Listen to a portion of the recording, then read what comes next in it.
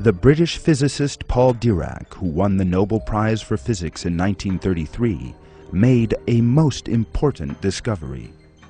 This finding, known as parity, revealed the duality known as matter and antimatter. Antimatter bears the opposite characteristics to matter. For instance, contrary to matter, antimatter electrons have a positive charge, while protons have a negative electric charge. Nobody was aware of this scientific fact when the Quran was revealed 1400 years ago. Yet, it was clearly revealed in verses that everything in the universe has been created in pairs. A verse in the Quran shows this as follows: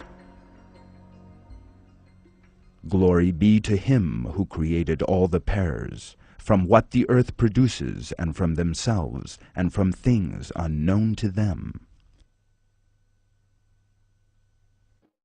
أرأيتم إن كان من عند الله ثم كفرتم به من أضل ممن هو في شقاق بعيد سنريهم آياتنا في الآفاق وفي أنفسهم حتى يتبين لهم أنه الحق أولم يكف بربك أنه على كل شيء شهيد